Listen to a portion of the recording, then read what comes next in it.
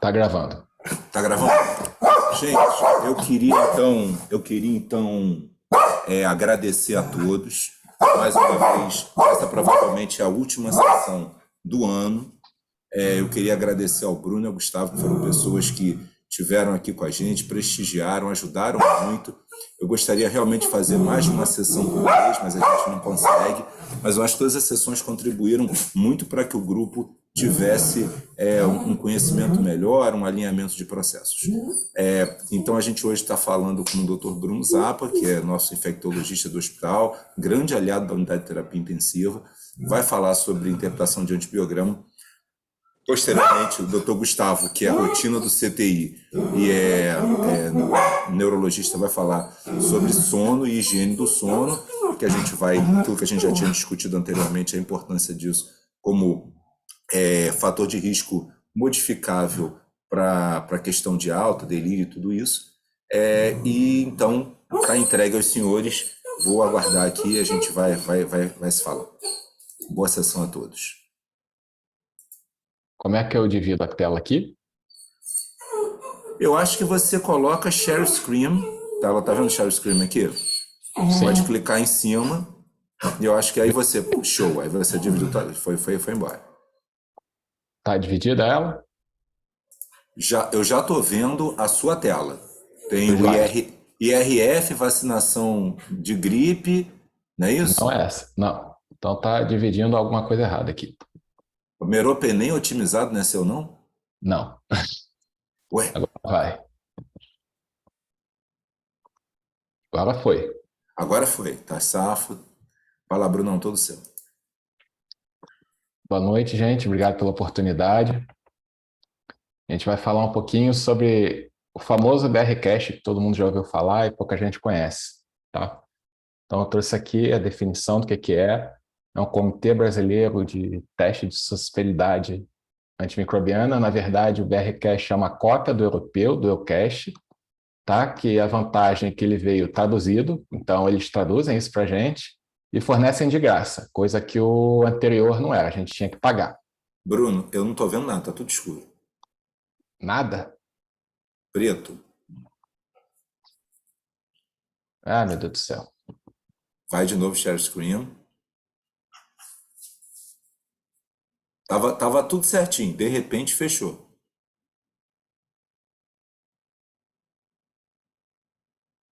Foi? Foi lá, agora eu tô vendo. Agora eu tô vendo. Apresentação. Agora foi. Tá lá, meta Pronto. 2022, ok.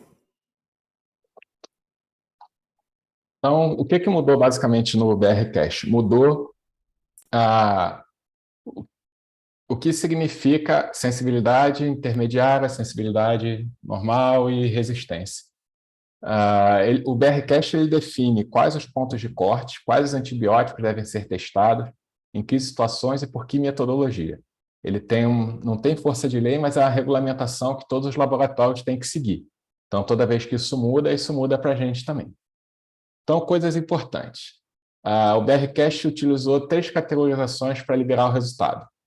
Sensível, todo mundo sabe que é sensível, e aí vem o diferente. O intermediário, ele deixou de ser intermediário, ele passou a ser sensível com exposição aumentada. O que significa? Que se eu tratar esse micro-organismo com a dose otimizada, quer pelo tempo de infusão, quer pela frequência maior de administração, quer pelo aumento da dose, ele há uma grande probabilidade de sucesso. E o resistente é o resistente. Qual foi a ideia por trás disso? Eu fazer com que os médicos vejam que é intermediário e prescrevam a melhor dose. Isso foi decidido por alguém sentado numa cadeira, porque na prática o que está acontecendo é intermediário, ele não trata carbapenema para todo mundo.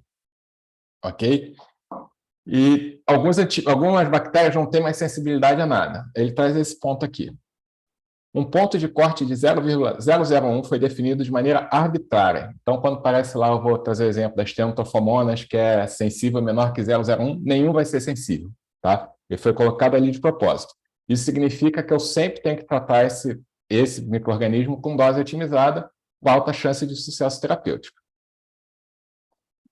Ele aqui no documento ele traz quais seriam as doses terapêuticas padronizadas. Então, aqui a gente tem o meropenem, dose padrão, a dose otimizada que a gente faz, a quinolona, a dose otimizada que a gente faz 3 vezes ao dia.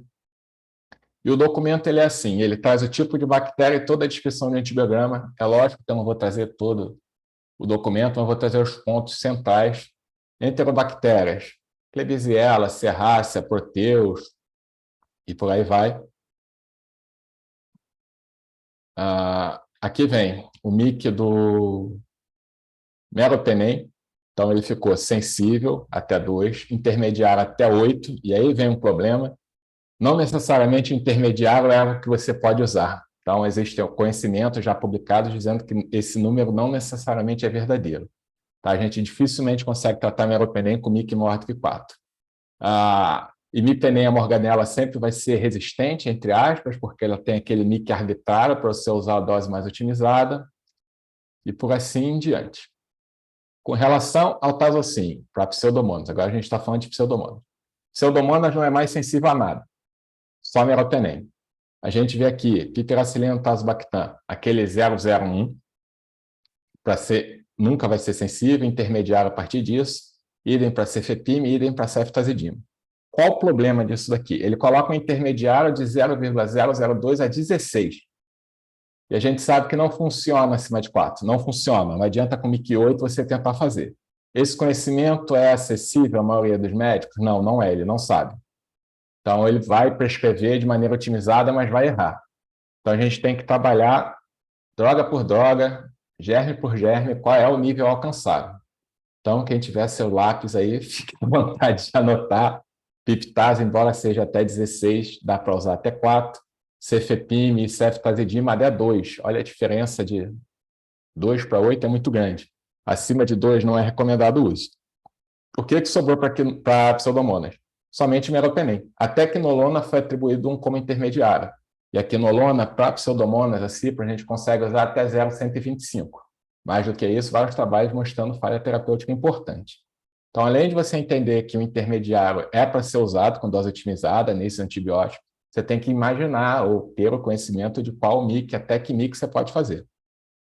Eu estou disponível para sempre discutir os casos, mas entender que intermediário é para poder usar a droga. Se você pegar hoje um antibiograma da pseudomonas, como eu vou mostrar lá na frente, tudo resistente. E aí não dá. Estenotrofomonas, foi uma pergunta da Larissa essa semana. Vem intermediário a Bactrim. Vem intermediário porque nunca vai ser sensível, por causa daquele MIC arbitrário. Ele até traz no comentário do documento que a resistência a Bactrim para os estenotrofomonas é rara. Mesmo sendo rara, ele coloca intermediário para te forçar a fazer a dose otimizada.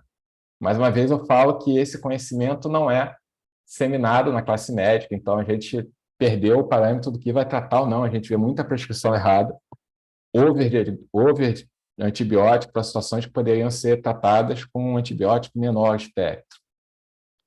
A Acinetobacter é um problema, que eles agora definiram que a maioria dos antibióticos sequer tem literatura para ter um ponto de corte. Então, piperacilina não é mais testada, cefepime não é para ser testado. Quinolona, testado, mas com aquele MIC intermediário, a mesma coisa. A gente ficou com arsenal terapêutico para Acinetobacter muito restrito. Carbapenema, aminoglicosídeo, quinolona quando dá, polimixina e talvez tigesclina, porque também não tem ponto de corte.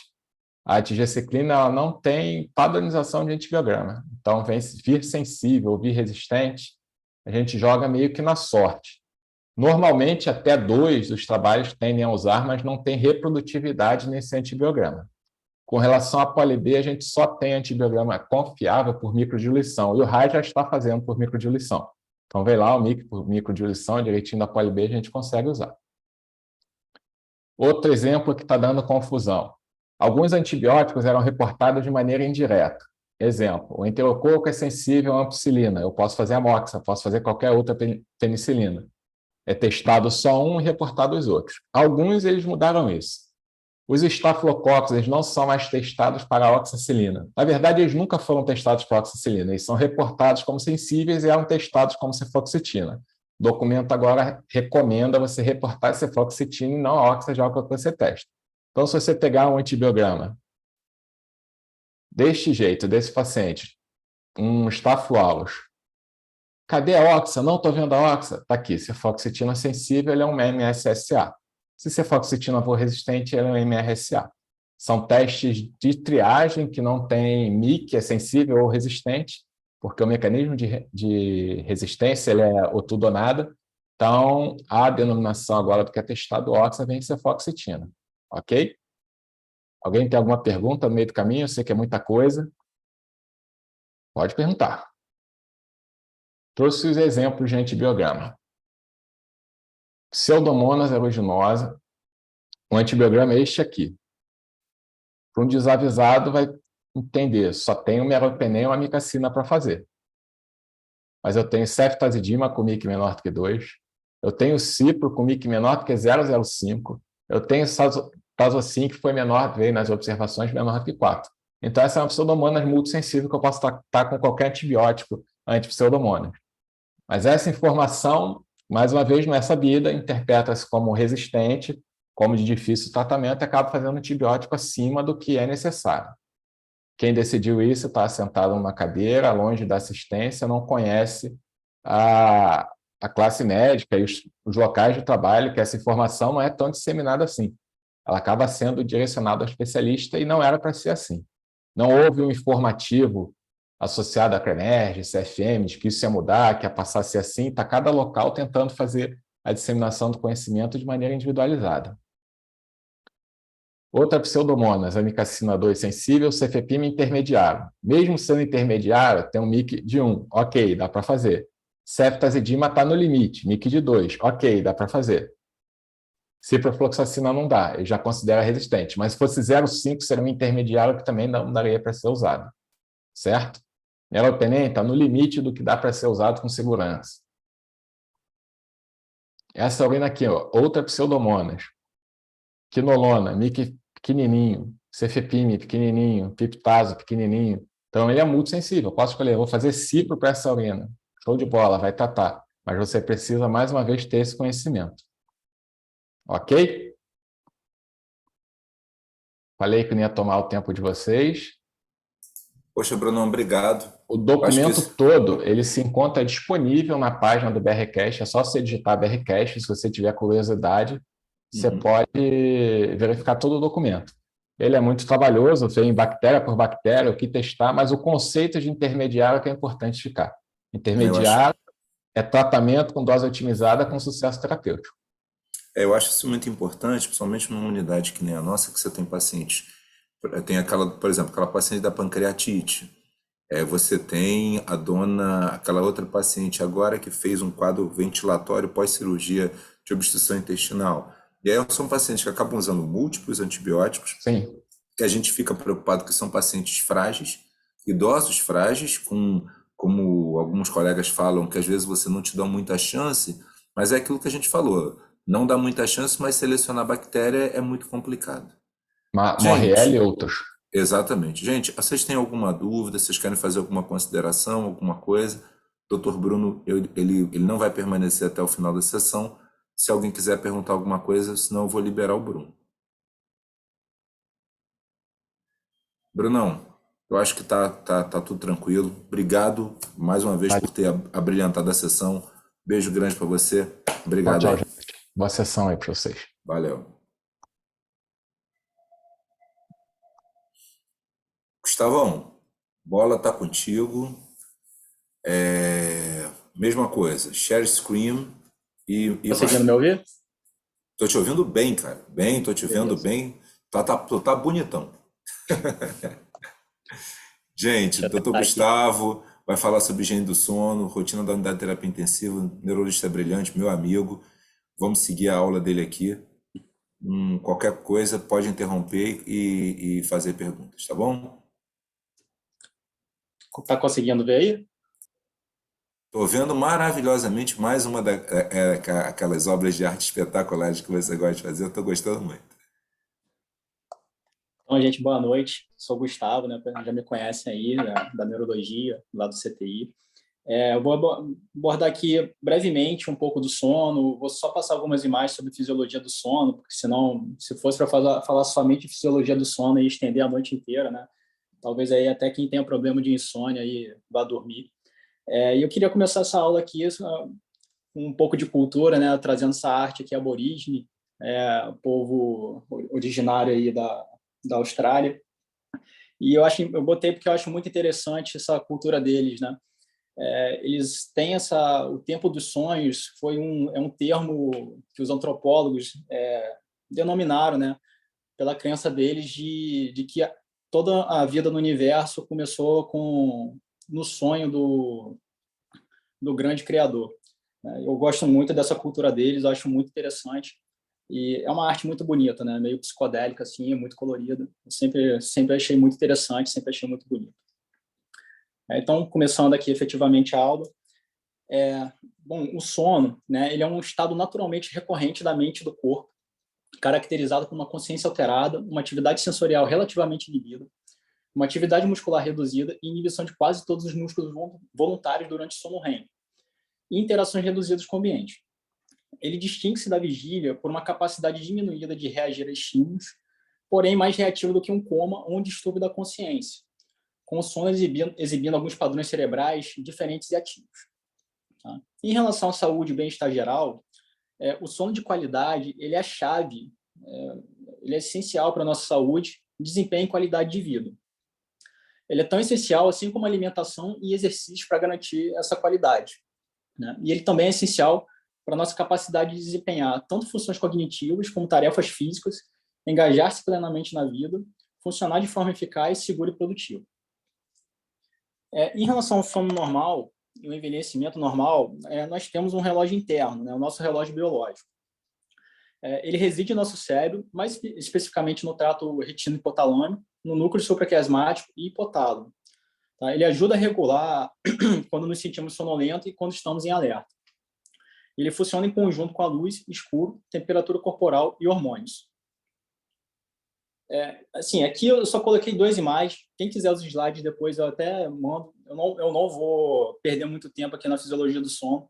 Eu só botei essa imagem aqui mais para a gente ver como que essas funções aí desse núcleo supraquiasmático, no núcleo do retino hipotalâmico e no hipotálamo, ele é muito importante, ele é essencial aí para a nossa fisiologia do sono, tá?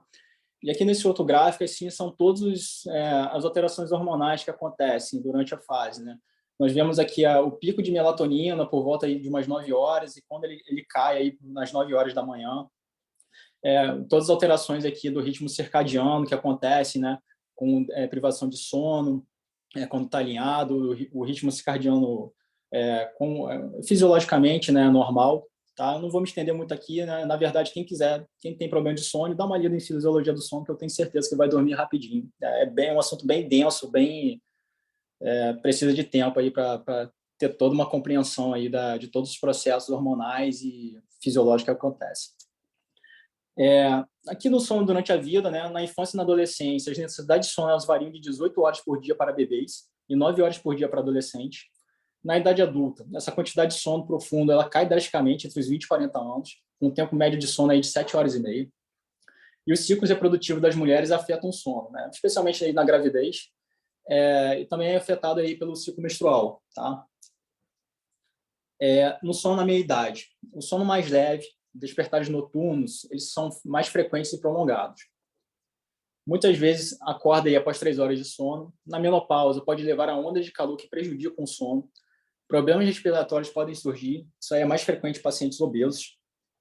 E adultos fisicamente ativos dormem mais profundamente do que seus pares sedentários. Tá? E 20% do tempo de sono é gasto nos sonhos. Tá? E o sono entre os idosos. Pouco sono profundo, mas ainda sonhando, ainda 20% do total do tempo de sono. Dezenas de despertares durante a noite. Demora mais para adormecer. E apesar do exposto, assim, durante o período de 24 horas, os idosos acumulam a mesma quantidade de sono total como pessoas mais jovens. Adultos mais velhos são mais propensos a cochilar durante o dia e eles precisam da mesma quantidade de sono como faziam quando eram mais jovens.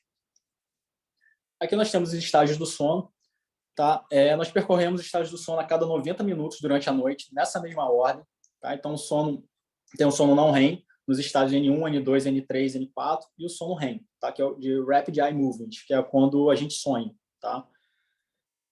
Aqui, o primeiro gráfico é só uma variação assim, durante toda a nossa vida, né? O que é o tempo de sono recomendado, no azul mais escuro, e o tempo de sono não apropriado, nesse azul mais claro. E no outro gráfico é um hipnograma, tá? Durante os estágios assim, N1, N2, N3, N4, intercalando com sono REM, e isso vai acontecendo ao longo da noite, né? A cada 90 minutos. Bom, começando agora com as desordens do sono, tá? São várias desordens do sono, a insônia é somente uma delas, tá? Existem as doenças respiratórias relacionadas ao sono, a hipersonia, distúrbio do sono no ritmo circadiano, as parassonias, que são diversas também, e o distúrbio do movimento relacionado ao sono. Tá? Então, a insônia propriamente dita, ela é uma dificuldade recorrente de iniciar, manter e consolidar o sono, ou com despertar precoce, né, que ocorre apesar de uma oportunidade e tempo adequado de sono, e que resulta em consequências diurnas. Tá? Um dos distúrbios do sono mais comuns em pacientes com outros distúrbios neurológicos e para os quais os adultos procuram aconselhamento médico. Embora o sono também seja um impulso biológico forte, altamente regulado, essa capacidade de adormecer no momento desejado e manter o sono sem despertar excessivo é frágil, também influenciado por múltiplos fatores. Né? E a identificação destes fatores deve estar no centro do tratamento da insônia, tá? Não somente prescrever um remédio. Tá? Isso é muito importante, mais para frente eu vou abordar isso. E o manejo da insônia requer uma abordagem gradual, começando com tentativas de eliminar ou pelo menos minimizar esses fatores contribuintes e as doenças comórbidas que interferem no sono ideal. E o quadro clínico, né? Nós temos problemas para adormecer, despertares durante a noite, dificuldade em voltar a dormir, sono irregular, sonolência diurna, alterações de comportamento como ansiedade, irritabilidade, alterações cognitivas como esquecimento, dificuldade de concentração. Tá? Isso tudo aí faz parte do quadro clínico. Epidemiologicamente falando, né, a insônia ela afeta cerca de 73 milhões de pessoas no Brasil. 20% da população adulta tem insônia crônica. Ela aumenta com a idade, acomete 2 vezes mais o sexo feminino, né? Até aos 30 anos a proporção é de 1 para 1, maior de 30 anos vai acometer mais mulheres, e maior de 70 anos a proporção é de 1 para 2. Tá? Aumenta custos de cuidado de saúde, só para você ter uma ideia, uma estimativa aí de custo, né, anual nos Estados Unidos varia de 35 até 107 bilhões de dólares. Ela é muito comum com doenças médicas, outras doenças médicas e psiquiátricas, tá? Vai gerar deficiência cognitiva, acidente, índice alto de falta no trabalho, redução da qualidade de vida, tá? Isso aí já está provado que ao longo da vida, se você tem um sono de má qualidade, isso você tem uma tendência maior a ter doenças neurodegenerativas como Alzheimer ou outras demências, tá? E a predisposição, né? Baixo nível educacional, depressão, divórcio, viuvez, desemprego, tá? E aí, segundo Katz e McHorn, né, são 2 especialistas aí na medicina do sono, em 2002, eles mencionaram, né, que a insônia ele tem um efeito prejudicial na qualidade de vida no mesmo grau que as desordens crônicas, tais como a depressão e a insuficiência cardíaca. E aqui tem os tipos de insônia, né? Isso foi estabelecido em 1984, é uma tentativa assim de classificar antiga.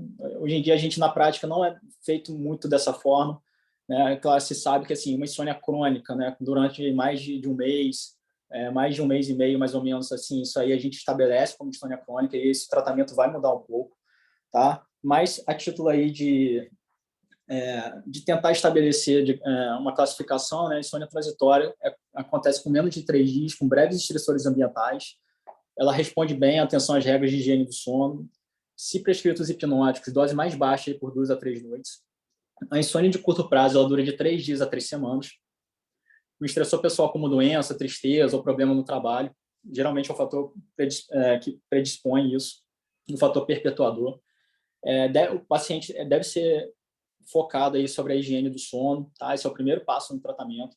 E hipnóticos, quando utilizados como terapia adjuvante, por 7 a 10 noites, tá? E a insônia de longa duração, como mencionado, mais de 3 semanas. Não tem, nesse caso aí, nenhum estressor específico já pode ser identificado, isso já se perdeu aí ao longo, né, do tempo. Uma avaliação médica mais completa é necessária nesses pacientes, de ver se teve algum trauma físico ou psicológico, familiar, tá? Fazer todo um levantamento das atividades aí diurnas e noturnas que esse paciente faz, tá? E como que é a qualidade de sono desse paciente ao longo da noite.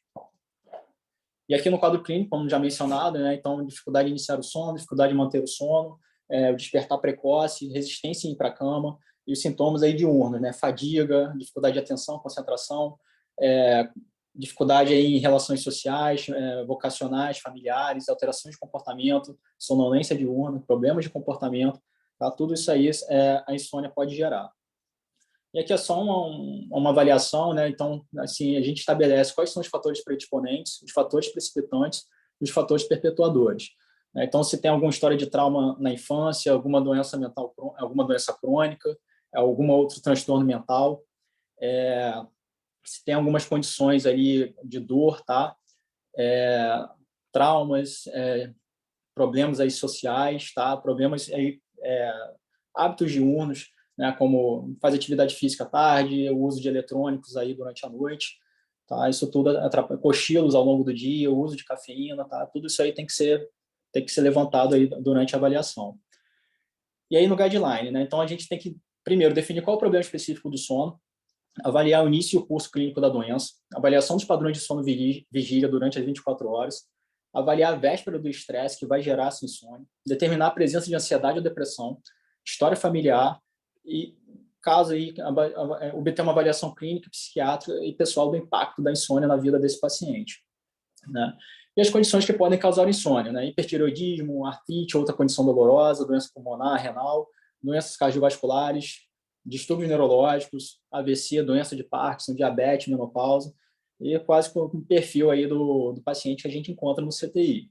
Né? Então, quando esse paciente não está sedado, né, além dessas comorbidades, existem todos os fatores aí presentes aí no CTI, né, barulho, falta não é o ambiente que o paciente está acostumado a ficar, ausência da família, luz, né, tudo isso aí é um ambiente bem hostil, né, em relação ao sono. Drogas que podem causar insônia. Então, o álcool em pequena quantidade ele pode até ter um efeito sedativo, em moderada grande quantidade ele já pode ter um efeito excitatório no sistema nervoso central, né? Cafeína e chocolate, nicotina, beta-bloqueador, corticoide, descongestionante, antidepressivos, antipiléticos, antihipertensivos. Então, assim, quase tudo aí é uma prescrição, né? Paciente crônico, assim, no CTI, com doenças aí, quase todo esse perfil medicamentoso ele vai apresentar. E outras causas adicionais, né? Então, maus hábitos de sono, trabalhos noturnos. Então, esse perfil de paciente aí, certamente ele vai ter, né? Quem trabalha com um esquema de plantão, médico, enfermeiro, fisioterapeuta, vigia noturno, né? Então, são grandes chances aí de esse paciente, em algum momento aí da sua vida, ter esses problemas aí relacionados ao sono. Outros distúrbios também, né? O distúrbio do ritmo circadiano, síndrome das pernas inquietas, apneia do sono, tá? Tudo isso aí pode gerar um sono de má qualidade. E aqui é só um resumo, tá, de todas essas condições aí que eu mencionei, medicamentos, alterações psiquiátricas, uso de medicamentos, condições neurológicas, né, e outras desordens do sono. Então, aqui os hábitos de higiene do sono. Né? Isso aí, então, é muito importante, além do medicamento, se for começar medicamentos, se for entrar na TCC, né, que é a terapia cognitivo comportamental, que eu vou falar daqui a pouco, a higiene do sono é algo que deve ser realizado religiosamente, né? Então, a gente tem que organizar o horário para deitar e acordar, evitar cochilos ao longo do dia, tá? Cochilos, assim, está permitido ali no máximo 30, 45 minutos depois do almoço, tá? Depois do almoço, né? Isso aí depois das 4, 5 horas, então nem pensar, isso já vai alterar o ritmo do sono. Ingestão de cafeína também é recomendado somente até as 4, 5 horas da tarde. Passando disso aí também já vai trazer problemas aí para dormir. Tá? Ingesta de álcool ali também, em pequenas quantidades. A nicotina, né? Tabagistas, eles têm muito problema, tá? Então, é recomendado ali 1, 2 horas antes não fumar, tá? Apesar de esse paciente ter uma certa abstinência, ele vai fumar e isso aí vai ser um ciclo vicioso, tá? O ambiente, né? Deve ser calmo, escuro, uma temperatura agradável, tá? E atividades físicas também é recomendado ali cessar ali, não fazer atividades físicas ali 4 horas antes do horário habitual para dormir, tá? E evitar refeições pesadas também, de grande quantidade, né? Então, uma ceia é permitido, não é para dormir com fome, tá? Senão isso aí vai trazer problema também. Mas fazer uma ceia antes de dormir não tem problema, mas janta mesmo, refeições grandes, assim, também é recomendado ali entre umas 5, 6 horas antes do horário habitual de dormir. Então, aqui a abordagem insônia aguda, tá? A abordagem ela deve ser dupla. Então, discutir o papel que o estressor está desempenhando no sono, e avaliar o nível dessa angústia. Tá? Educação para controlar ou pelo menos aceitar a insônia temporária. Tá? Que às vezes o paciente tem muita expectativa em como tratar a insônia e como isso pode gerar um problema no seu dia a dia. Tá? E se a insônia é grave ou associada a algum sofrimento substancial, o uso a curto prazo de medicamento para insônia está permitido. Tá?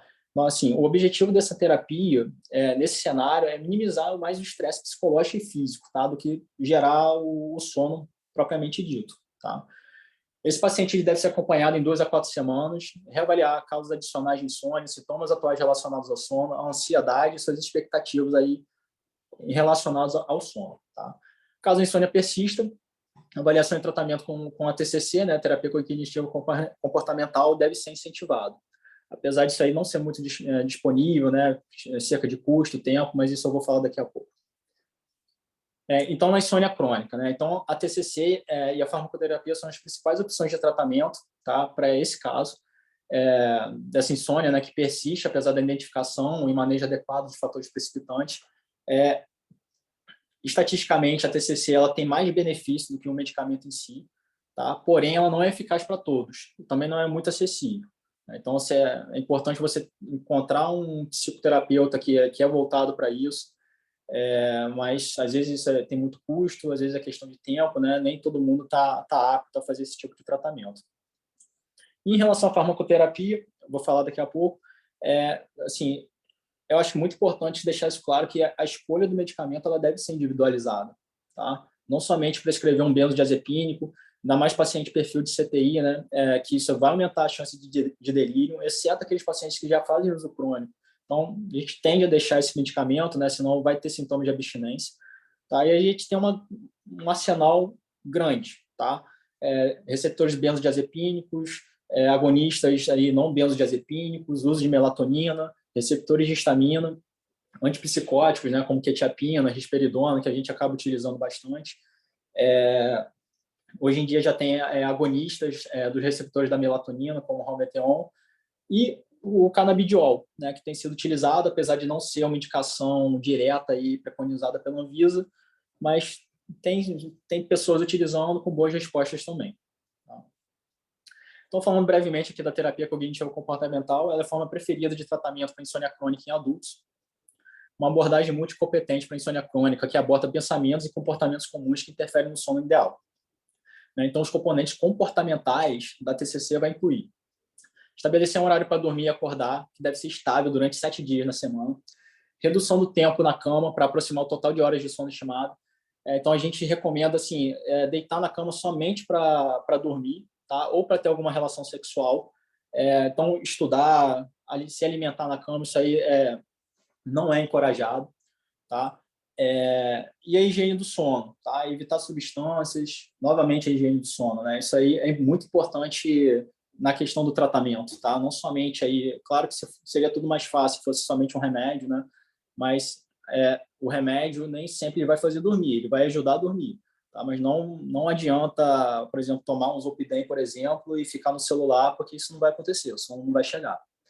Né? E as abordagens cognitivas. Tá? Então, o terapeuta ele vai trabalhar muito nos pensamentos ansiosos e catastróficos que a insônia pode gerar. Tá? As expectativas inadequadas sobre as horas de sono. Né? O paciente então, ele tem muito desse problema, assim, se eu estou dormindo 3 horas, 2 horas, no dia seguinte isso vai me atrapalhar muito, minha produtividade vai cair. As atribuições errôneas em relação aos efeitos da insônia, tá? E técnicas de relaxamento, né? Seja com yoga, seja com música.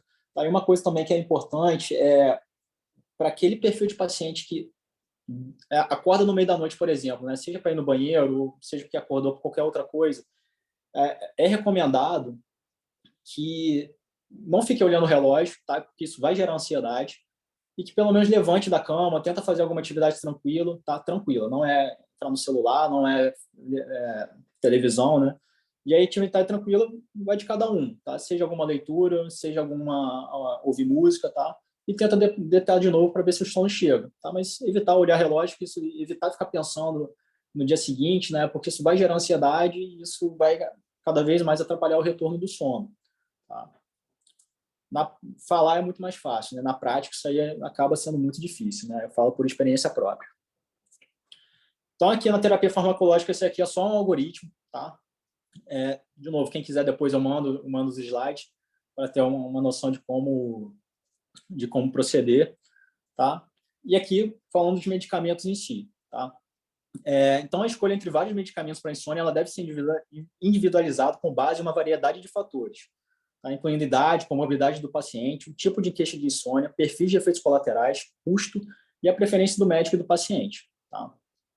A mudança no estilo de vida e de maus hábitos do sono são pílulas poderosas para tratar grande parte dos pacientes que dormem mal, né? E, basicamente, os remédios vão ter as funções, né, de induzir ou manter o sono, diminuir comportamentos anormais durante a noite, ressincronizar o relógio biológico e controlar a sonolência excessiva diurna, tá? A intenção aqui, eu não vou me aprofundar muito nesse tema, tá? Eu vou ser breve em relação aqui aos perfis farmacológicos, né? Então, que é mais utilizado, né? Então, foi feito, se não me engano, tem uns 5, 7 anos, né? Que foi feito que o Rivotril era uma das drogas mais comercializadas no Brasil, né? Isso aí seja por comodidade, né, dos colegas médicos, seja também por pacientes que já estão habituados, né, pela mídia, ou por colegas, né, que tomo comprimido, né, tomo clonazepam e eu durmo muito bem, então acaba tendo essa esperança de que é o remédio que vai dormir, né? Quantas vezes a população idosa aí não toma benzodiazepina? E isso aí afeta também o grau de dependência química, aumenta as chances de déficit cognitivo, né? Não que o Zolpidem e a Zolpicona, né, que são os outros agonistas não benzodiazepínicos, não causem, né? Mas causa menos do que os benzodiazepínicos. Então, falando propriamente delas, né, elas são medicações que induzem ou mantêm o sono. Os benzodiazepínicos e as drogas Z, né, Zolpidem e Zolpicona, que agem em receptores não benzodiazepínicos, têm um potencial de abuso de dependência química e psicológica enorme, tá? E geralmente eles não devem ser utilizados por mais do que 4 semanas, né? Na prática não é o que acontece, né? Essa abordagem medicamentosa, de novo, ela nunca deve ser a primeira escolha para o tratamento da insônia crônica, tá? Apesar de muita resistência da população em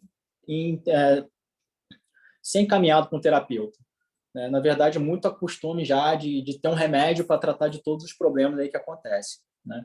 Então, essas drogas elas vão atuar nos neurotransmissores GABA, que é um neurotransmissor inibitório, né? Vão provocar sonolência, tá? Então, os principais medicamentos comercializados, né? Então, o clonazepam, que é o Rivotril, o Zolpidem, Exopiclona, que é o Prisma, né? E diazepam, bromazepam, prazolam, entre outros, né? Então, outros também, né? Agonistas dopaminérgicos, né? Que são como pramipexol, que podem ser utilizados aí também para quem tem a síndrome das pernas inquietas, ou paciente com Parkinson, tá? Que às vezes isso não é muito mencionado, tá? Mas o parkinsoniano, ele tem um distúrbio comportamental do sono REM, né? É um sono muito agressivo, geralmente ele pode agredir quem está do lado, tá? E já é até recomendado, né, como tratamento, o companheiro dormir em outro quarto, tá? Então, tão dramático que pode ser essa situação, tá? Outros medicamentos também, como os opioides, tá? E aí, paciente que tem dor, tá? Isso aí, então, é muito importante. Então, oxicodona, metadona, morfina, tá? E outras terapias adjuvantes, né? Como gabapentina, pregabalina, os antidepressivos também, né? Como amitriptilina, nortriptilina, tá? E são outros medicamentos que podem ser utilizados. E eu deixo aqui também o Halmeteon, né? Que é um agonista aí da melatonina, tem sido comercializado aqui no Brasil, tá? Acredito que vai ter mais força aí no futuro próximo, tá? E isso aqui é uma agenda do sono, tá? Isso aí geralmente a gente vê mais em consultório aí de neurologia, né? Que a gente dá esse questionário para o paciente anotar aí durante uns 14 dias mais ou menos, como que foi a qualidade do sono, o que o paciente fez durante o dia a dia, que isso aí é uma análise que a gente tem, é um diário, na verdade, né? Que é para a gente saber como que é o perfil desse paciente no dia a dia, como são seus hábitos comportamentais durante o dia, principalmente durante a noite, tá? E aqui, né, eu vou fazer algumas considerações terapêuticas. Na verdade, agora a aula começa aqui, né, para o pessoal que é mais do CTI, né? Então, paciente hospitalizado, né? A insônia ela vai ter uma causa multifatorial, tá? A insônia, seja ela aguda ou crônica, ela é comumente encontrada nesses pacientes, tá? Esse distúrbio do sono, como falei, é multifatorial. A abordagem inicial deve se concentrar na otimização do ambiente de sono, tá? No tratamento da doença médica subjacente e na minimização dos efeitos colaterais estimulantes ou relacionados ao sono de medicamentos concomitantes, tá? E também no uso de estratégias não farmacológicas para melhorar o sono.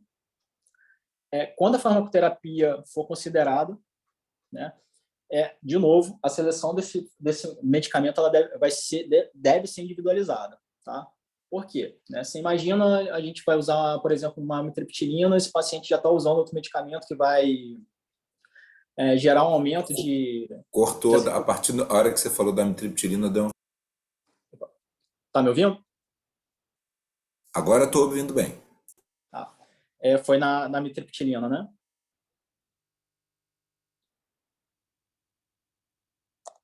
Isso, na amitriptilina. Ah, tá.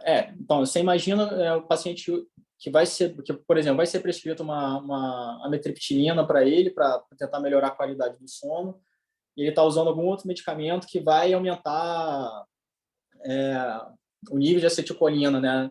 Esse paciente ele pode vir a ter uma síndrome colinérgica, por exemplo. Tá? Então, é importante, tá? Então, às vezes também um paciente que já está fazendo, por exemplo, uma quetiapina, vai ser feito associado com clonazepam, esse paciente vai ter uma sonolência em excesso. Tá? Então, é muito importante ter em mente essas interações medicamentosas que podem acontecer. Tá? Então, aqui no caso de demência, né, e outros distúrbios neurodegenerativos, nesses pacientes, assim, ocorre uma disfunção nas vias do sistema nervoso central que regula o sono, ou como consequência de dor, por exemplo, né, imobilidade ou disfunção respiratória.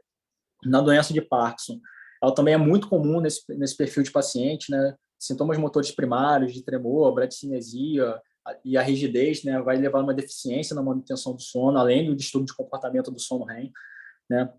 Além disso, né, sintomas não motores, como depressão, alucinações, noctúrias, também vão contribuir para a insônia. Tá?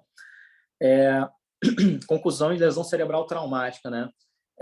Nesse caso, a insônia é relatada por mais da metade desses pacientes, tá? E é especialmente comum entre aqueles com lesões mais leves, incluindo a concussão.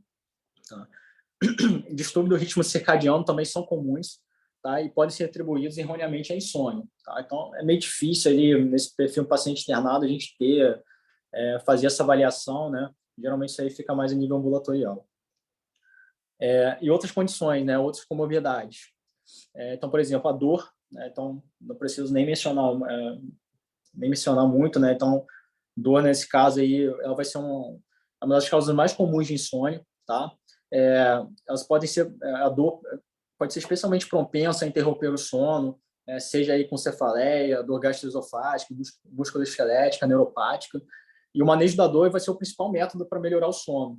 Os medicamentos direcionados ao sono devem ser reservados até que o controle máximo dessa dor seja alcançado. Tá? Na insuficiência renal também, né? Isso é altamente prevalente nesse paciente. Fatores contribuintes podem incluir prurido, dor, cãibras, síndrome das pernas inquietas, apneia do sono. Tá? E talvez até uma otimização na terapia dialítica seja a solução disso. Não somente a gente prescrever um remédio, tá? Para o paciente dormir. Doença pulmonar crônica também, né? Mais de 25% dos pacientes com DPOC vão ter um transtorno, tá? Geralmente de insônia.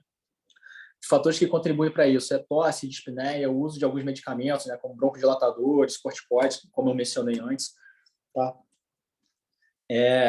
Então, isso aí tem que ser otimizado também. Isso aí é uma avaliação muito individual. Então, às vezes, tratando mais esses sintomas respiratórios antes de começar algum remédio aí para induzir o sono, por exemplo, né? E a gravidez e menopausa, né? Então, os distúrbios na gravidez, os distúrbios do sono vão aumentar durante a gravidez, afetando chega até 1/4 das mulheres no primeiro trimestre, para mais de 2/3 no final do terceiro trimestre, tá? E as causas mais comuns de insônia, elas também mudam com o tempo, né? Desde náusea, frequência urinária, dor nas costas no início da gravidez, até movimentos fetais, como azia, câimbras também nas pernas, né? Síndrome das pernas inquietas também é comum, e até as limitações físicas, né? Para alcançar uma posição confortável, tá? Na menopausa, né? Essas mulheres na transição geralmente relatam insônia, né? Os fatores associados aí com os sintomas vasomotores, né? Como fogachos, suores noturnos, as próprias alterações hormonais reprodutivas, aumento da prevalência de apneia obstrutiva do sono também, e aumento do risco de comorbidade de humor e outros distúrbios médicos. Tá? E aqui as considerações finais, né? Então, assim, dormir mal, ele pode acontecer, tá? Todo mundo aqui já dormiu mal em algum momento, isso aí é até frequente, né? Problemas, preocupações, assim, vão tirar o nosso sono, mas isso não pode ser definitivamente uma regra, tá? Quem se acostuma a dormir mal, além de viver pior, morre mais cedo. Tá? Nas últimas décadas, importantes estudos foram publicados sobre sono e a preservação de memória, também os efeitos maléficos da privação de sono, a relação da apneia do sono com câncer, com demências, né, funções cognitivas de produtividade no trabalho e longevidade. E o nosso papel como profissional de saúde é promover essa consciência na população, tá? E educar a população também. Tá? Eu acho que isso é muito importante, que nem tudo se resolve com remédio. Tá? Então, aquele perfil de paciente idoso, né, que toma aí um benzodiazepínico há mais ou menos 20 anos, né, e depois chega com problemas aí de memórias relacionados, ou até mesmo pacientes mais jovens, né, que aí, inadvertidamente, algum colega prescreve de uma forma mais cômoda, né, e aí cria um problema, resolve um problema criando outro no futuro. Tá? E o tratamento da insônia, assim, é importante mencionar que é uma abordagem multifatorial, tá? E multimodal, tá? Com habilidades cognitivas, a TCC, a farmacoterapia, tá? E os não benzodiazepínicos são hipnóticos mais favorecidos, tá? Seguidos dos benzodiazepínicos, quando prescritos aí com sua indicação, tá? Mas lembrando, Zolpidem e Zolpiclona, eles têm efeitos colaterais importantes também, tá? Eles vão ter podem gerar déficits cognitivos, com potencial menor do que os benzodiazepínicos, tá? Mas nesses pacientes também podem ter uma chance maior de ter sonambulismo. Tá? Então, quando a gente prescreve, tomar o remédio e deitar na cama. Tá? Uma deputada aí, esqueci o nome dela agora, né? Ela tomou um Zolpidem, acordou cheia de hematoma, e foi acreditada aí a causa disso aí ao medicamento. Tá? Pode acontecer. E assim, mais olhando para o futuro, né? Os antagonistas da orexina, eles podem surgir como um novo tratamento para insônia. Tá? Em breve, acredito aí que mais nos Estados Unidos, no Brasil talvez demore um pouco mais para chegar, mas talvez seja o futuro aí da terapia farmacológica para insônia. Tá bom, gente? Basicamente isso. Tentei resumir um pouco mais, não queria me estender muito na questão do sono, focar mais na insônia, mas é isso. Tá bom? Obrigado aí pela presença. Gustavo, espetacular, como sempre. Eu tenho algumas coisas para considerar. Nina, eu tenho algumas coisas para considerar. E, assim, achei extremamente importante a aula, achei a ideia, né, como a gente trabalha junto, então eu sei muito como você raciocina, de dar toda a parte da fisiologia e depois seguir para o que a gente estava falando. E aí eu anotei algumas coisas. Número um, a questão do uso dos benzodiazepínicos, que eles, na verdade, eu estou tratando as pessoas da idade da minha mãe, então 80, esse pessoal usou indiscriminadamente os benzodiazepínicos e uma classe mais antiga, que era uma coisa chamada antidistônicos, que misturavam benzodiazepínico com relaxantes musculares. Baclofeno. E aí, o quê?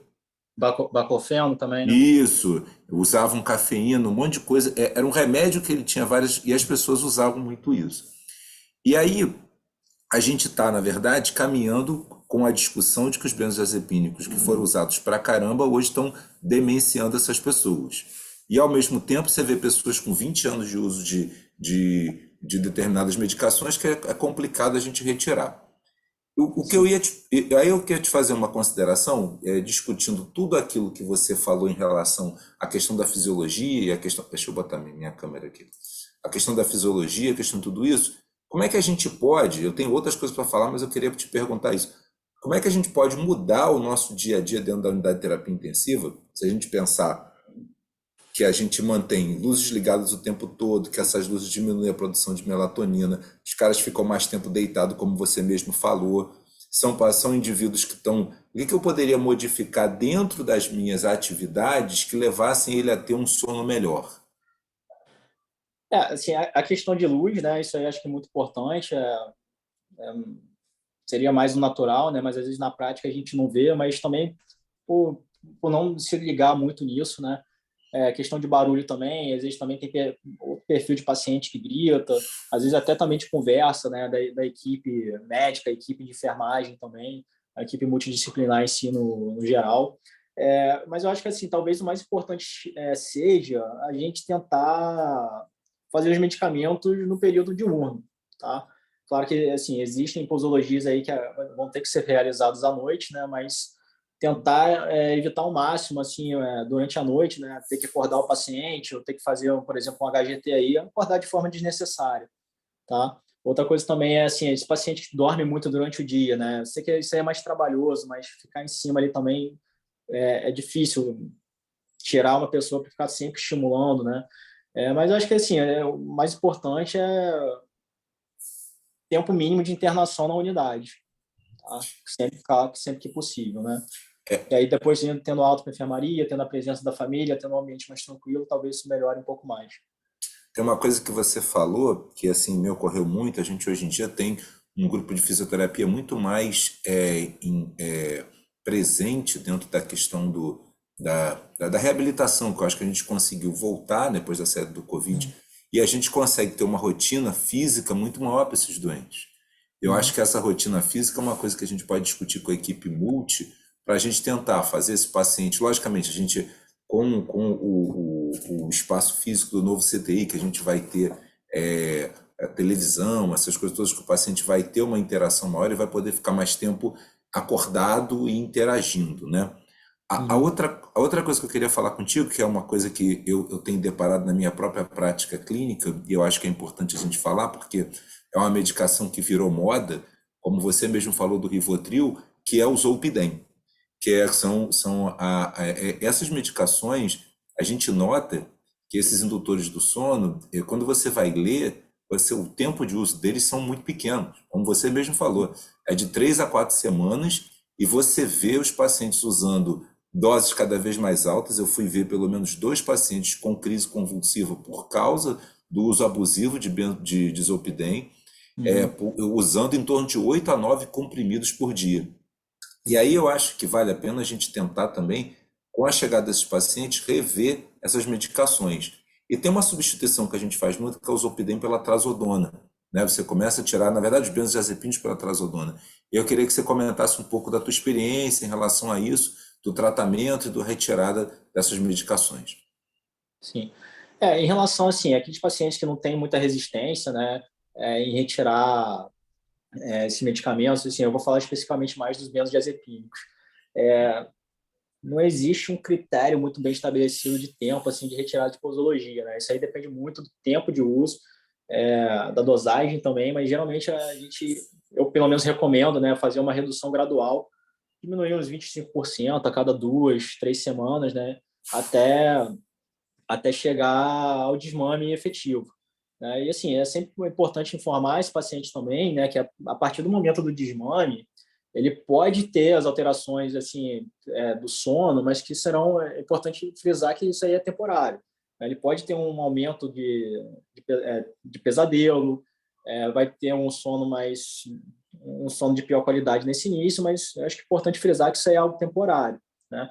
E aí também, talvez, assim como ponte, no final, quando já tiver numa dosagem mínima, né, fazer essa ponte aí com outros medicamentos que não geram tantos efeitos colaterais e tanta dependência, né? Então, trazodona, o Donarem seria uma opção, outros antidepressivos também mais leves, né, em posologias menores também acho que seria uma boa opção para isso, né? Mas assim, acho que para o desmame em si, acho que uma redução de 25% a cada 2, 3 semanas, acho que está de bom tamanho, tá? Não gerando tantos efeitos colaterais e não prejudicando tanto o sono em si. Tá, uma outra coisa que eu estava pensando também aqui, e aí assim, é da minha cabeça, né? A gente lógico que tem a agenda do sono, e quando a gente vai abordar o paciente no consultório, às vezes os pacientes na unidade de terapia intensiva, como a gente já faz vários critérios, várias discussões, eu estava pensando se não seria válido a gente incluir a abordagem na chegada e durante a estadia dele da discussão com sono. A gente entender até para esses outros pacientes, como você mesmo falou, as pessoas que têm apneia do sono, os grandes obesos, os pacientes com Parkinson que têm uma alteração da arquitetura do sono, os pacientes com trauma de crânio, esses pacientes demenciados, para a gente entender essa questão do sono e tentar fazer uma abordagem diferenciada para esses pacientes, lembrando que esses pacientes acabam, por conta desses distúrbios de sono, várias vezes incorporando problemas de delírio, que vão acabar sendo um fator para a permanência desse paciente dentro da unidade de terapia intensiva. E a gente acaba pesando a mão em drogas, né? A gente acaba usando a quetiapina, que é a droga da moda, que a gente acaba usando muito, e até Precedex, que tem efeitos hemodinâmicos, e você acaba agarrando o paciente com tudo isso. Então, eu fiquei pensando se a gente poderia, de repente, pensar em montar uma discussão, não estou falando de botar mais um item no safety, mas eu acho que trazer em algum momento essa discussão e talvez, como você mesmo falou, identificar esses insones e saber se o cara realmente precisa de uma abordagem da psicologia, incluir essa psicologia nesse grupo. Não sei o que que você acha, o que que você pensa disso. Sim, eu acho que sempre individualizar cada paciente, né? Aquele paciente obeso, assim, né? Ou que ainda não tem o diagnóstico de apneia do sono, né? Mas tentar ali, a questão de posição, talvez para dormir também seja um pouco um fator limitante, né, para ele. Mas pacientes idosos, parkinsonianos, assim, que certamente vão ter problemas, né? Talvez a gente tentar, e aí, assim, trabalho em conjunto com a neurologia, né, para tentar otimizar medicamentos, se for o caso, começar um prolop de longa duração à noite, né? Acho que seria interessante, né, para tentar minimizar esse risco de delírio nesse perfil de paciente. Eu acho que a gente tem uma coisa não abordada e que a gente não pensou. Eu estava pensando que pode ser uma oportunidade de melhoria, né? Se a gente Sim. conseguisse. O Marco da Coronária está falando o seguinte: Gustavo, boa noite, parabéns pela ótima apresentação. Uma pergunta. Na prática do consultório, tenho visto prescrições de baixa dose, moderada de antipsicótico, olanzapina, quetiapina para tratar insônia. Acha que tem alguma validade nessa conduta em pacientes sem sintomas psiquiátricos? Sim, mesmo paciente que não tenha sintoma psiquiátrico, né, mas pensando no perfil de paciente mais idoso, que tem, por exemplo, não sei se a sua pergunta é mais voltada assim desse tipo de perfil de paciente, mas que já tem um certo déficit cognitivo, existe um chamado, se eu não me engano, acho que fenômeno do pôr do sol, É, que quando do a noite alvorecer, o paciente fica mais agitado, e assim, a do quetiapina ou alvorecer do pôr olanzapina, do sol. esse antipsicótico, né, eles têm sua utilidade, eles têm seu valor. Em pacientes mais jovens, não sei se seria o melhor, tá? Mas sim, pensando em paciente idoso, né, começando com metade da dose e titulando ao longo desse acompanhamento, seria interessante sim, tá? Tratando mais, pensando em paciente perfil mais jovem, né, adolescente, adulto jovem, eu não recomendaria de início, eu acho que eu focaria mais na questão da higiene do sono, se for o caso, encaminhar aí para uma psicoterapia, mas talvez, assim, num curto prazo, ou Zopidem, ou a Zopiclona, acho que assim, mais pensando mais a curto prazo, né? Mas isso aí geralmente se casa, assim, aí como eu mencionei na aula, mais para tentar minimizar todo o efeito físico e psicológico, né, que a insônia está causando, mas sempre com uma terapia ali a curto prazo, tá? Não algo que vai ser prescrito ad eterno, por exemplo, né? Eu tenho uma coisa assim, é o fenômeno do anoitecer, eu acho, mas tem um nome específico, Eu vou que lembrar depois. você começa e como essas drogas são drogas comportamentais, eu sempre faço muito isso, porque você acaba induzindo o sono, ajudando o comportamento desses pacientes demenciados. Então, Marco, assim, Uhum. não é uma prática errada, não, e até você mesmo cita na tua aula o uso dessas drogas comportamentais para tratamento também. Deixa eu ver, tem mais uma coisa aqui que eu tinha identificado aqui. Eu ia falar dos dormidores curtos, né? Que tem pessoas que dormem menos mesmo que os outros, e a gente tem essa ideia de que e são dormidores curtos a vida toda, né? Eles vão dormir menos do que outras pessoas, e a gente tem essa propaganda que tem que dormir muito e essa coisa do remédio. Eu acho que assim, as minhas questões eram essas mesmo. Uma outra coisa que eu acho que era legal a gente falar é que a gente, como ceda os pacientes com midazolam, com, com o próprio Precedex, tudo isso, esses pacientes depois vão ter alteração dos ciclos de sono dele, que essas interações que a gente faz atualmente com quetiapina, que a gente usa muito no andar de terapia intensiva, são drogas que ajudam a gente a regular e depois trazer esse paciente para uma melhora da questão do sono. Mas eu acho que fundamental o que a gente tem feito, botar o doente sentado, tirar o doente da cama, fazer uma interação maior, ter que esse paciente tenha atividade durante o dia para poder mimetizar isso, né? Posso Gente, fazer uma alguém observação? deve, por favor. Então, você estava falando de dormidor curto, né? Então, assim, geralmente isso aí é muito preconizado que o tempo ideal de sono é de 7 a 8 horas. Na verdade, cada um tem o seu tempo habitual de sono. Isso aí é uma média, tá? Mas que assim, existem pessoas que dormem 5 horas e acordam muito bem, são altamente produtivos. Existem pessoas que dormem 4 horas e são muito produtivos, tá? Isso não necessariamente vai trazer algum impacto físico social para eles.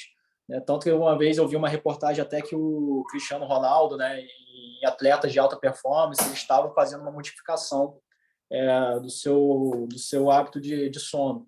Eu não vou lembrar efetivamente qual que era, né, mas eles, nesse ciclo, assim, a cada 90 minutos, eles acordavam, agora eu não lembro se era na etapa do sono REM. Então, eles acabavam tendo um sono baseado nesses ciclos de sono, né, que era uma tentativa de aumentar a performance. Tá?